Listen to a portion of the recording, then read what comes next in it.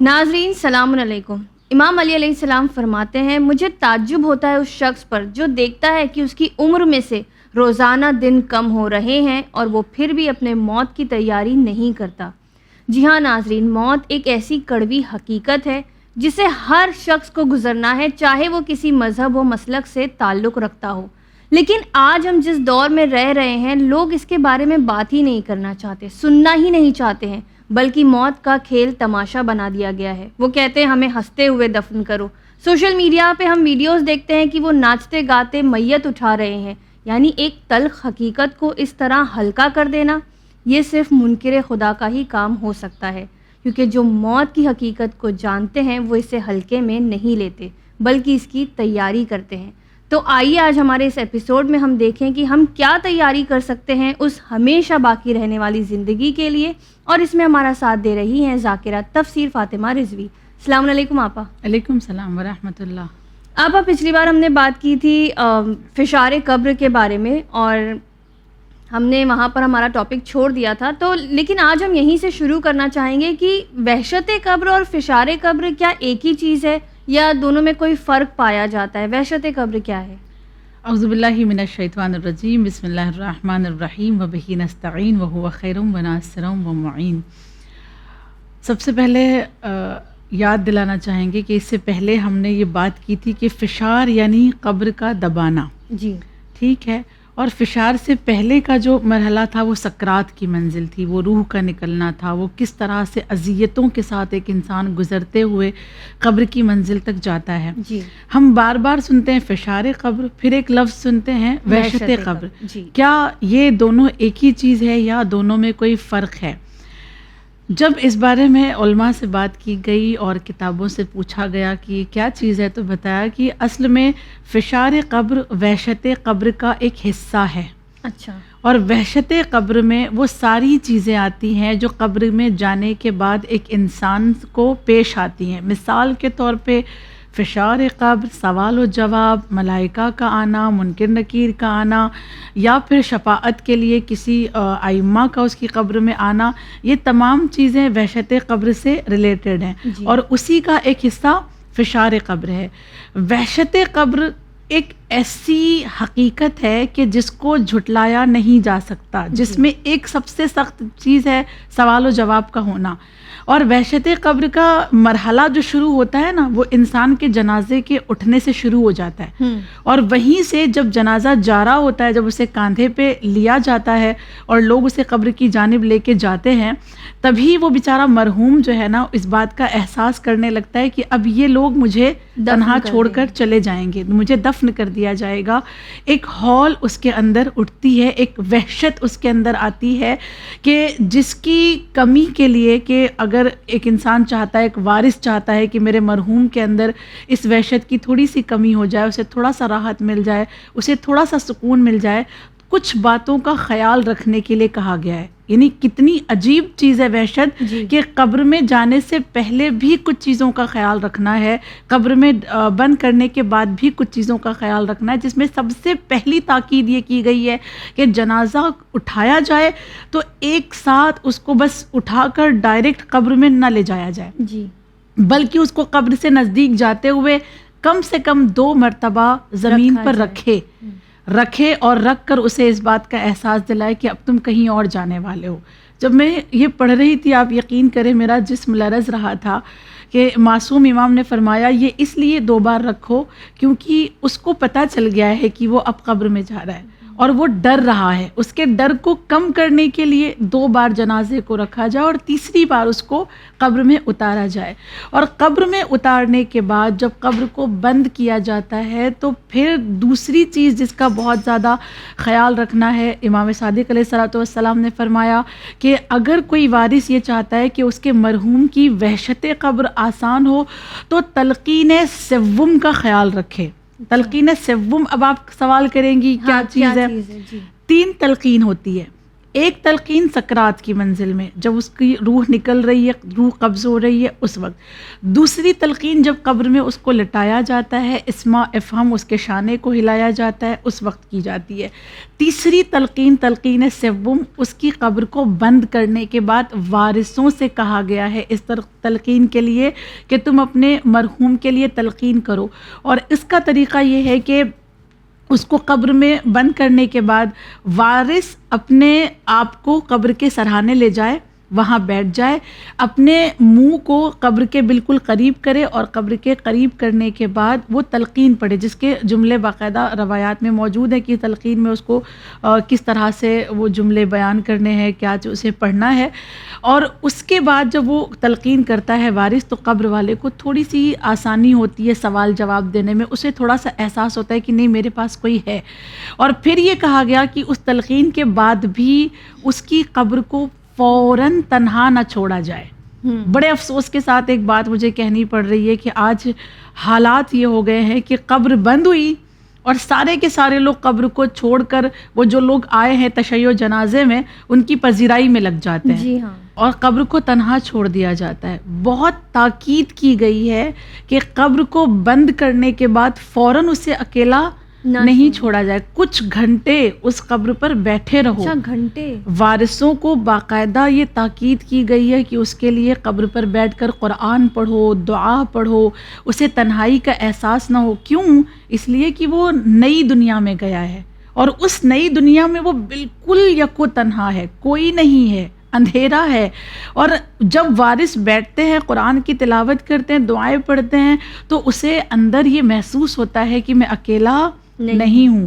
لہٰذا یہ کہا گیا کہ اگر ٹھیک ہے مہمانداری بھی کرنی ہے، مہمانوں کی پذیرائی بھی کرنی ہے، جو آئے ہوئے ہیں وہ تھکے ہوئے ہیں، تو کہا گیا کہ کچھ لوگوں کو چاہیے کہ مہمانوں کی پذیرائی کرے، اور کچھ وارثوں کو چاہیے جو سگے رشتہ دار ہیں وہ قبر پر بیٹھیں، تلاوت کریں، فوراً اسے چھوڑ کر نہ جائیں، اس لیے کہ وحشت قبر ایک ایسی چیز ہے کہ مرحوم اندر بیچارہ گھبرایا ہوا ہے اور ہم یہاں پذیرائی میں لگے ہوئے ہیں، ہنس مذاق کر رہے ہیں، کھا پی رہے ہیں، فوراً وہاں تو بھول ہی جاتے ہیں دوسری طرف لوگ کہ ابھی افسوس کسی کا مرحلہ ہے نا، دفن کر کے آئے۔ جی بے شک یہی افسوس کا مرحلہ ہے کہ اصل میں یہ ہنسی مذاق بھی صرف اس لیے ہے نا کہ جو زندہ ہے نا انہیں بھی وحشت قبر کی خبر نہیں ہے، انہیں بھی فشار قبر کا اندازہ نہیں ہے کہ اندر کیا ہو رہا ہے ایک مرحوم کے ساتھ، اور اس کا کس طرح سے زندوں کو ساتھ دینا چاہیے۔ تیسری چیز جس کی تاکید کی گئی ہے کہ جب آپ نے بند کر دی ہے قبر کو، تو قبر کو بند کرنے کے بعد اس کا جو مرحلہ شروع ہوتا ہے پہلی رات کا، اس کے لیے کہا گیا کہ وارث جو ہے وہ بہت زیادہ تعداد میں، یا یوں کہہ دیا جائے کہ بہت زیادہ کوانٹٹی میں صدقہ دیں، جتنا وہ دے سکتے ہیں، ان کی جتنی حیثیت ہے اپنے حیثیت کے مطابق صدقہ دیں۔ نبی فرماتے ہیں کہ نماز وحشت قبر جو ہم پڑھتے ہیں وہ سیکنڈ آپشن ہے، فرسٹ آپشن یہ ہے کہ اس کے لیے صدقہ دو، اور جب تم صدقہ دیتے ہو مرحوم کا اس کے دفن کے بعد تو اس کی وحشت کی منزلیں آسان ہوتی ہیں، لیکن اگر کوئی انسان صدقہ دینے کی قوت نہیں رکھتا ہے تو پھر اس کے لیے کہا گیا کہ نماز وحشت قبر پڑھو، اور یہ کہا گیا کہ اگر کوئی دونوں کر سکتا ہے تو دونوں کرے تاکہ اس کی منزلیں آسان ہو۔ اور نماز وحشت قبر کے لیے یہ کہا گیا کہ جب ایک انسان نماز وحشت قبر کسی مرحوم کے لیے پڑھتا ہے تو اللہ 1000 فرشتوں کو مرحوم کی قبر میں بھیج دیتا ہے۔ کتنا ضروری ہے نا مرحوم کا خیال رکھنا۔ 1000 فرشتے پہنچ جاتے ہیں اور پھر وہ اسے چھوڑ کر نہیں جاتے، پھر قیامت تک وہ اس کی قبر میں رہ کر اس کا خیال رکھتے ہیں، اس کی قبر کو بڑا کرتے رہتے ہیں، اس کو آسائش دیتے رہتے ہیں، اور جس نے یہ نماز پڑھی ہے اللہ اس کے گناہوں کو معاف کر کے اس کے 40 درجات کو بلند کرتا ہے۔ یعنی نہ صرف یہ کہ جو مرحوم ہے اس کو اجر مل رہا ہے، بلکہ جس نے پڑھی ہے اس کے لیے بھی اجر و ثواب اللہ کے ہاں موجود ہے۔ چوتھا مرحلہ ہوتا ہے منکر اور نکیر کا، سوال اور جواب کا۔ جب قبر بند کر دی گئی ہے، وحشت ہے، فشار ہے، اس کے بعد ہوتا ہے سوال و جواب کا مرحلہ۔ سوال و جواب میں منکر نکیر جو ہے اس کے سرہانے کھڑے ہوتے ہیں، ایک رائٹ اور ایک لیفٹ، اور اس کے لیے کہا گیا کہ اگر کوئی گناہگار ہے تو وہ منکر نکیر ان کے لیے بہت ہی سخت لہجے میں بات کرتے ہیں، اور ان کے لیے جو ان کا چہرہ بھی ہوتا ہے وہ بہت خوفناک ہوتا ہے. مگر اگر کوئی دیندار ہے، کوئی ایمان والا مومن گیا ہے، تو پھر وہی منکر نکیر اس کے لیے مبشر و بشیر بن جاتے ہیں. مرحوم کو اللہ کی جانب سے بہت ساری نعمتیں دی جاتی ہیں. ایک مسئلہ اور یہاں پر حل کرنا ضروری ہے کہ ہم یہ دیکھتے ہیں کہ بار بار ہم نے یہ سنا منکر نکیر، مبشر و بشیر. پہلے منکر نکیر نہیں ہے، پہلے مبشر و بشیر نہیں ہے. منکر نکیر سے پہلے بھی ایک فرشتہ آئے گا، وہ بھی وحشت میں آتا ہے. جی جناب اسرائیل، وہ تو اسرائیل سکرات کی منزل میں. یہ قبر کی منزل میں منکر نکیر سے پہلے ایک فرشتہ آئے گا جس کا نام ہے رومان.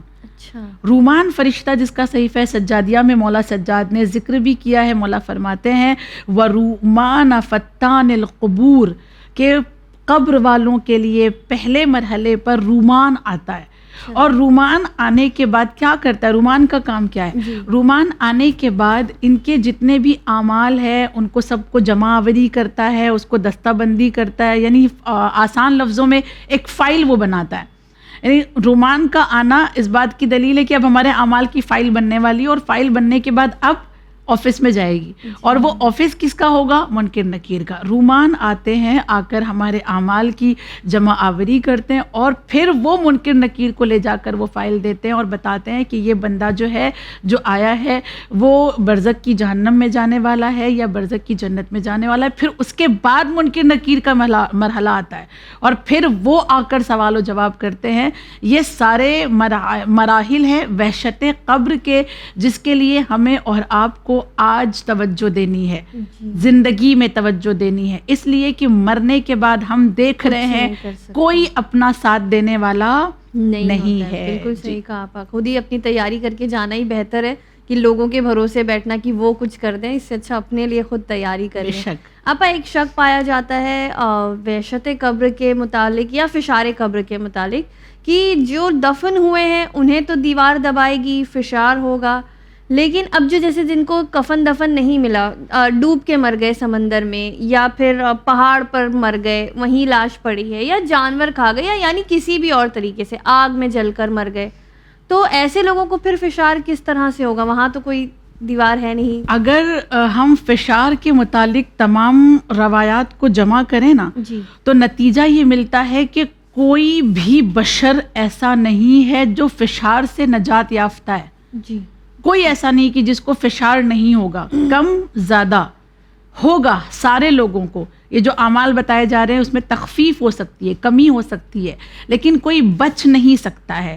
ہاں، 3 گروپ ایسے ہیں کہ جن کے لیے کہا گیا کہ ان کے اوپر فشار نہیں ہوا، بالکل نہیں ہوا اور نہیں ہوگا. ان میں سے پہلا گروپ ہے انبیاء کا، اولیاء کا، جن کے پاس اللہ کی جانب سے عصمت کا منصب ہے، ان پر فشار نہیں ہوا. دوسرا گروپ ہے، اور دوسرے گروپ میں فقط ایک نام ہے، فاطمہ بنت اسد کا. سبحان اللہ. اور یہ نام بھی اس لیے ہے کیونکہ ان کی قبر میں ان کو لٹانے سے پہلے نبی لیٹے ہوئے تھے، اور انہوں نے بتایا تھا کہ میں اس لیے اس قبر میں پہلے لیٹ رہا ہوں تاکہ فشار نہ ہو. ٹھیک ہے.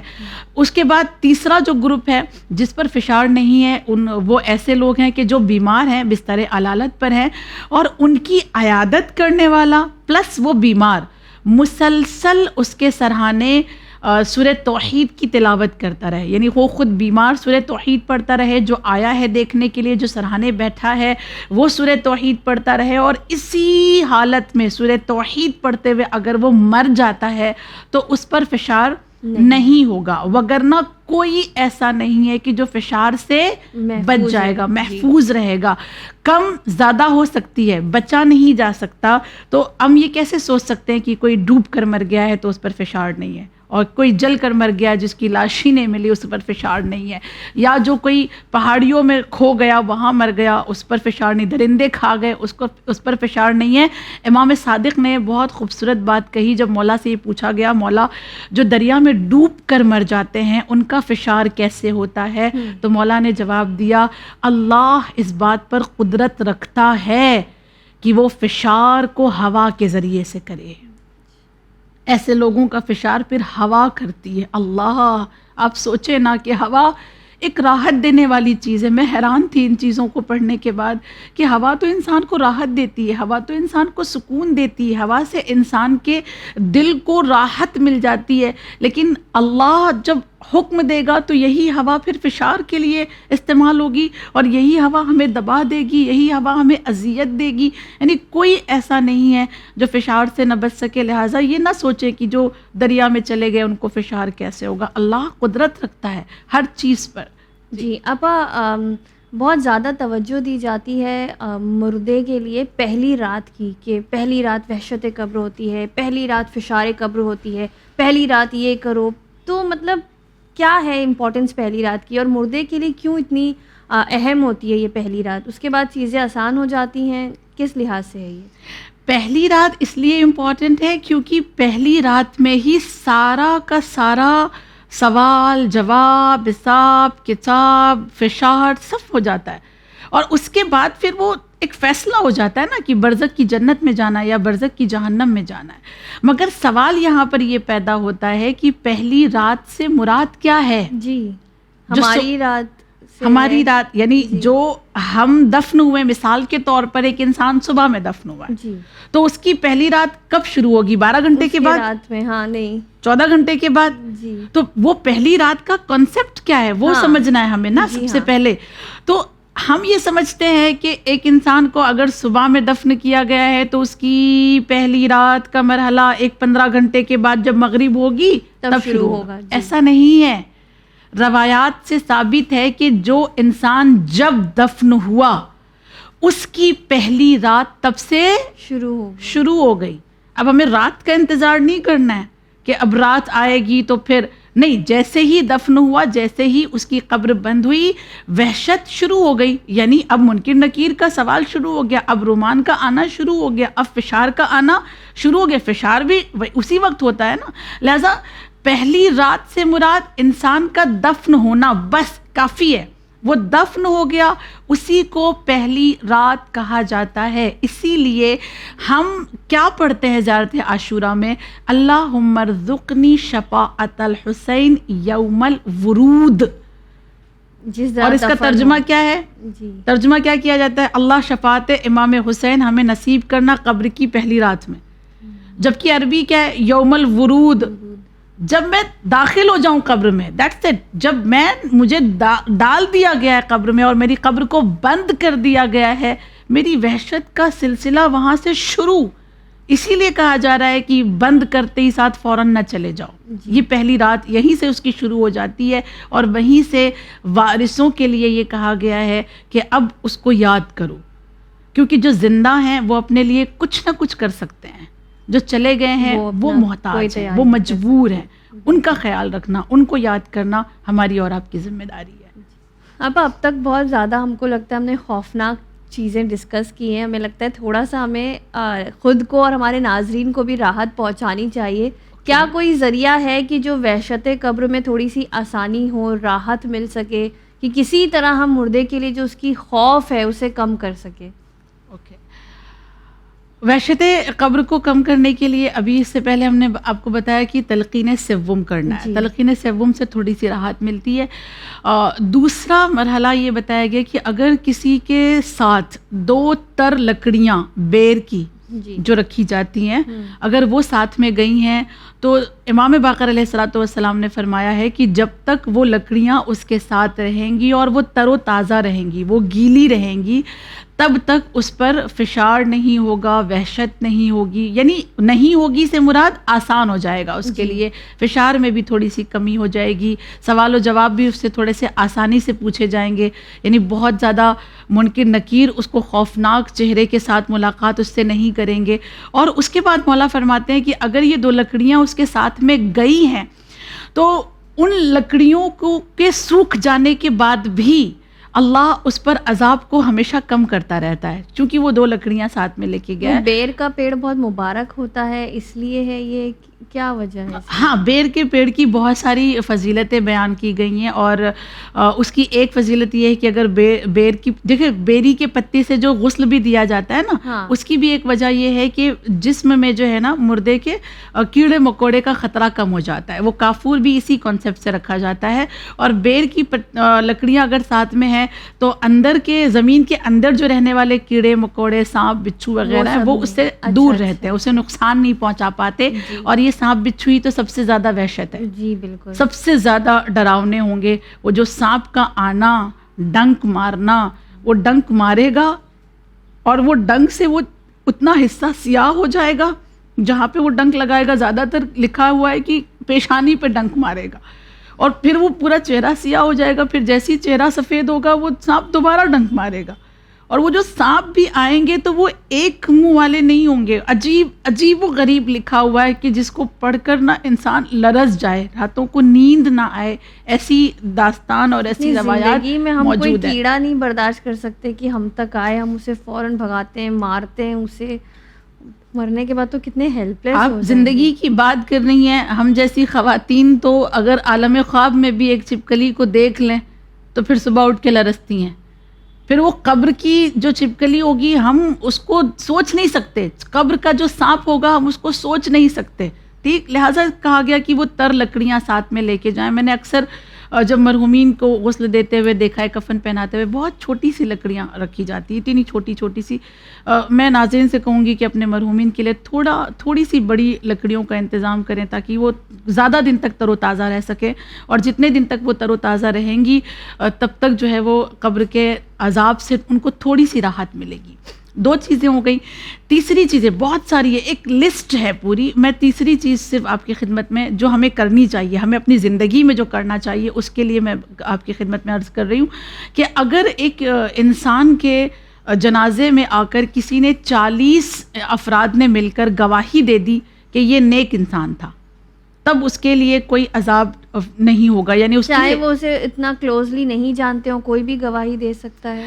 جس نے اس کو علانیہ اوپنلی گناہ کرتے ہوئے نہیں دیکھا ہے وہ گواہی دے سکتا ہے۔ دیکھا ہے تو بھی دے سکتا ہے کہ اچھا انسان تو تھا، کبھی گناہ ہو گیا ہوگا۔ ہاں، وہ ایک الگ مسئلہ ہے کہ حسن ظن رکھیں کہ گناہ کرتے ہوئے دیکھا تھا، لیکن ممکن ہے کہ اس نے توبہ کر لیا ہو اور اللہ نے اسے معاف کر دیا ہو، اس نیت کے ساتھ وہ تب بھی گواہی دے سکتا ہے۔ کوئی حرج اس میں نہیں ہے کہ گواہی دینے کے لیے ضروری ہے کہ جو جانتے ہوں، جنہوں نے نیکی کرتے ہوئے دیکھا ہو، نہیں، کوئی مسئلہ نہیں ہے۔ ایک بار بھی اگر کوئی نیک کام کرتے ہوئے اگر ہم نے دیکھا ہے تو ہم اس کے لیے گواہ بن سکتے ہیں، جس کے لیے بولتے ہیں نا شہادت نامہ۔ وہ شہادت نامہ جو رکھا جاتا ہے انسان کے سینے پہ، مرحوم کے سینے پہ، ہمارے اور آپ کے پاس ہماری زندگی میں وہ موجود ہونا چاہیے۔ اچھا، وہ ہمیں خود لکھوانا ہے؟ ہمارے پاس ہماری زندگی میں موجود ہونا چاہیے، ورنہ مرنے کے بعد پھر وہ لکھوانا اور پھر اس کو ہر ایک کی سگنیچر لینا، ہر ایک کا نام لینا دشوار ہوتا ہے۔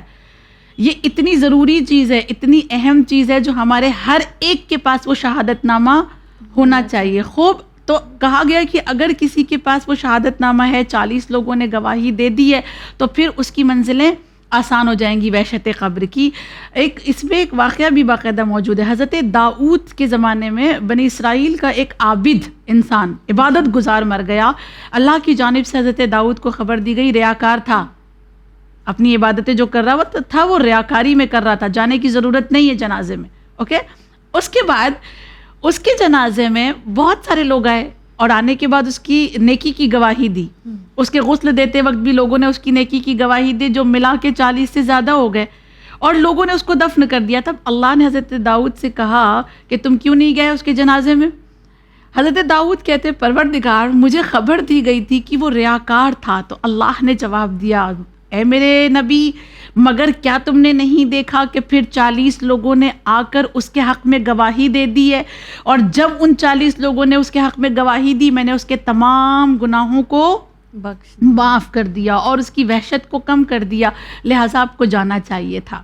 یعنی اتنا زیادہ اہم ہے. اور یہ اتنا اہم ہے کہ محدث جزائری، اگر آپ نے نام سنا ہو، علامہ مجلسی کے اسٹوڈنٹ ہیں، یہ کہتے ہیں کہ میں نے اپنے استاد علامہ مجلسی کو دیکھا کہ وہ اپنے دوستوں سے، اپنے عزیزوں سے ہمیشہ یہ کہا کرتے تھے کہ میرے شہادت، انہوں نے اپنی زندگی میں بنا لیا تھا شہادت نامہ.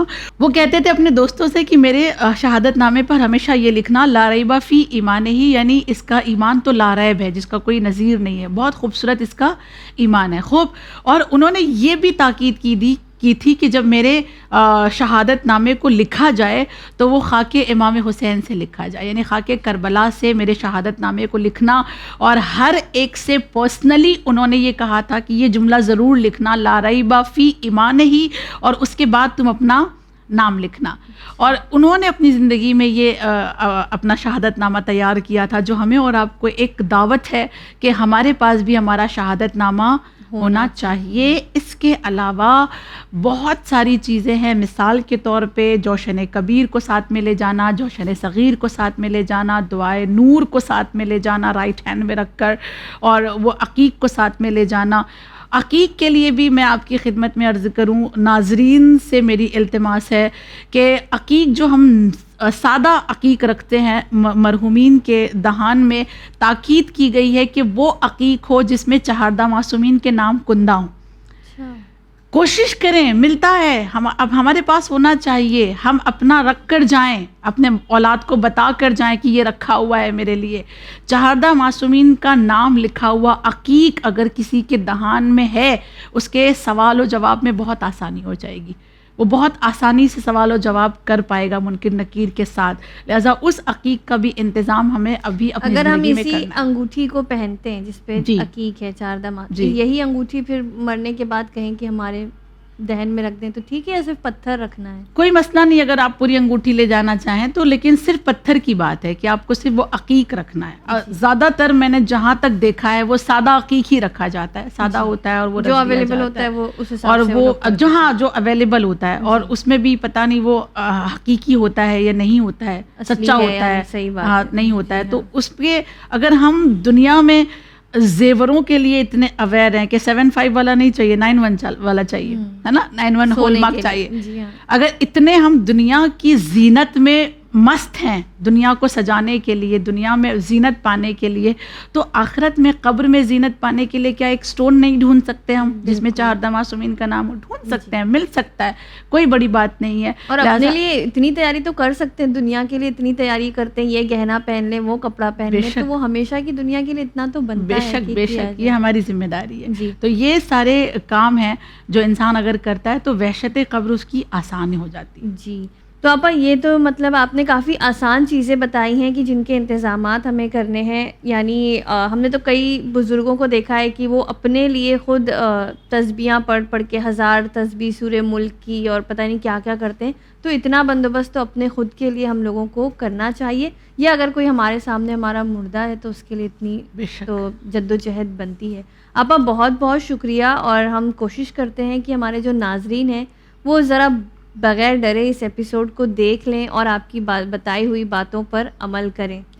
ناظرین، یہ سیریز ہم نے کوئی آپ کو خوف دلانے کے لیے یا اس لیے نہیں لائے ہیں کہ لوگ بس اب ڈر جائیں اور مرنے کے بارے میں ہی سوچنے لگیں. ظاہر ہے اس موت کی تیاری تو کرنی ہی ہے، لیکن ایک کھلے ذہن سے اگر تیاری کریں کہ ہاں ایک سفر وہ بھی کرنا ہے زندگی میں، تو انشاءاللہ ہم لوگوں کے لیے آسانیاں ہوں گی. اسی پیغام کے ساتھ آپ دیکھتے رہیے ہمارا یہ ایپیسوڈ قیامت کے مرحلے. ہم انشاءاللہ اس پہ اور گفتگو کریں گے، جو کافی کچھ ابھی ہم لوگوں کو بات کرنا باقی ہے. آپ دیکھتے رہیے. مجھے دیجیے اجازت. خدا حافظ.